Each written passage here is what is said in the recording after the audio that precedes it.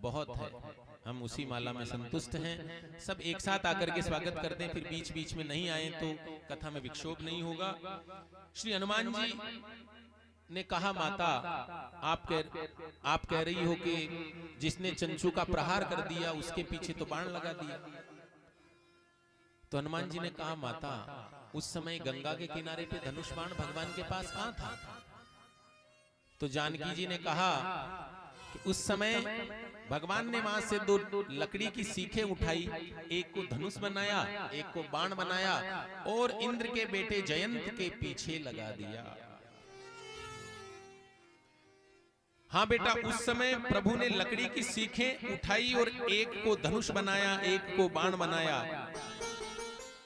तो हनुमान जी ने कहा, सीख क्या बाण बनी होगी माँ? जो छोटी सी लकड़ी वो क्या बाण बनी होगी? धनुष क्या बना होगा? माता ने कहा, नहीं नहीं, प्रभु का संकल्प है। तो मां फिर औरों को तो वो सीख ही दिख रही होगी। तो कहा बिल्कुल। तो बाण का तो केवल आपको ही मालूम था कि ये बाण है? तो कहा बिल्कुल, मुझे ही मालूम था कि ये बाण है। तो हनुमान जी ने बोला, माता तो ऐसा भी तो हो सकता है कि जिस प्रकार चोंच के प्रहार करने वाले के पीछे भगवान ने एक सीख का बाण लगा दिया, ठीक उसी प्रकार हरण करने वाले के पीछे भी कोई बाण लगा दिया हो किसी और रूप में। तो माताजी ने कहा, किस रूप में? मैं समझी नहीं हनुमान। तो हनुमान जी ने कहा कि माता सामने देखो,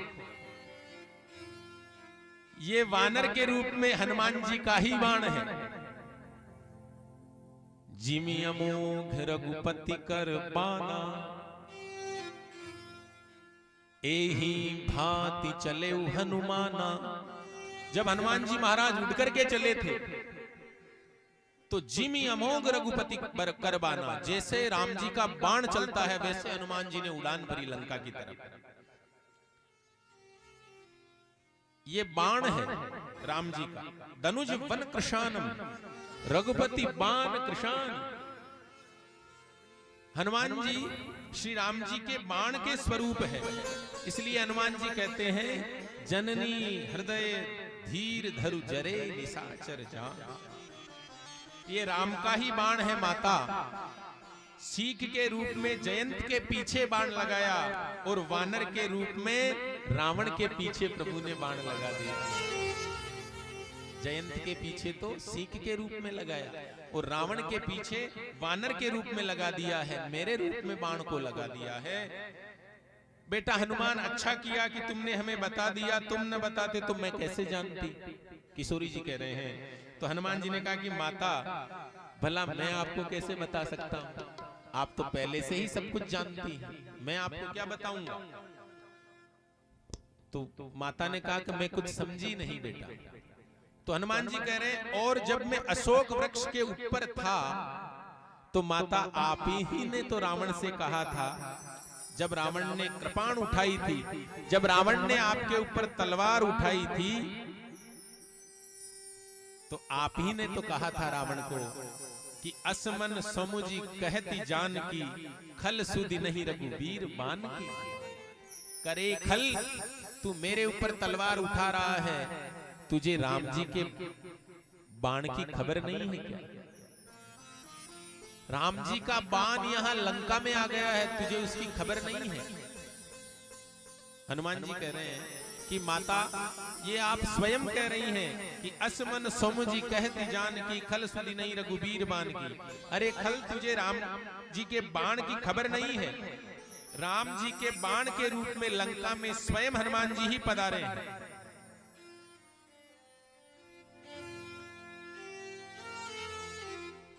किस प्रकार से रावण सभी राक्षसियों के सन्मुख, राक्षसियां रात दिन पहरा देती है किशोरी जी, तो किस प्रकार से रावण माता सीता को भय दिखा रहा है।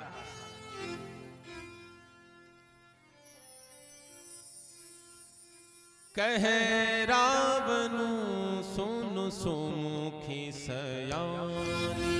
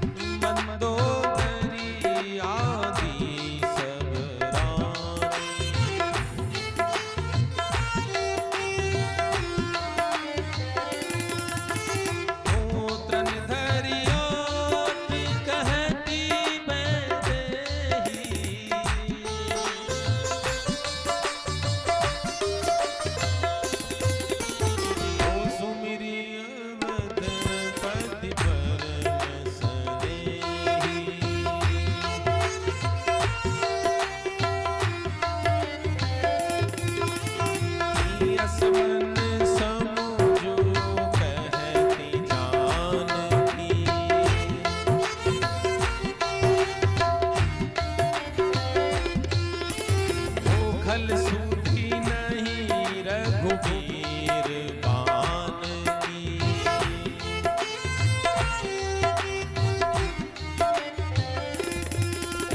वो कहि रीछ पति सुन हनुमाना।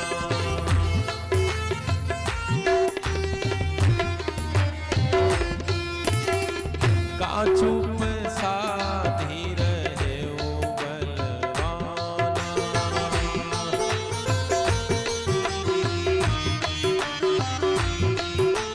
हो सहित सहाय राम नहीं मारी।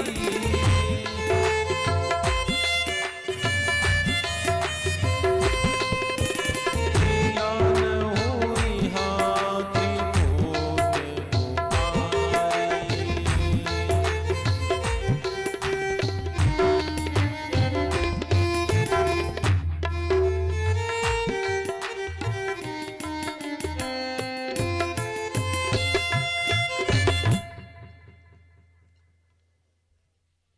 तो माता आप स्वयं कह रही हैं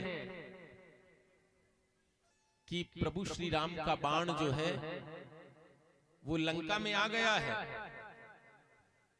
तो हनुमान जी बोले माता चिंता मत करो, राम जी भी आएंगे और हम सब वानर उनके साथ आएंगे। अब इतने से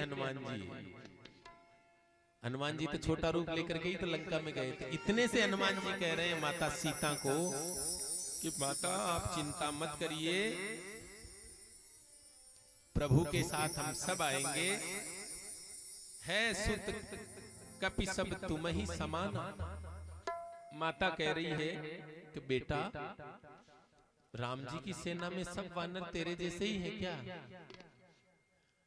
तो हनुमान जी ने कहा हाँ माता, हम तो उसमें बहुत बड़े हैं, मेरा स्थान तो बहुत ऊंचा है उस सेना में। तो सीता जी ने कहा कि फिर तो मेरा कल्याण हो गया। जब सबसे बड़ा वानर ही इतना सा है तो कैसे राक्षसों का संहार होगा, कैसे इतने इतने भट बलवान राक्षस मारे जाएंगे और मैं इस लंका से मुक्त होंगी। हनुमान जी ने कहा माता मैं सीनियर हूं, वहां तो सब जूनियर को छोड़ के आया, केवल सीनियर ही यहाँ आया है। तो माता ने कहा कि सीनियर ही जहां इतना सा हो तो जूनियर तो कितने से होंगे, दिखेंगे भी नहीं।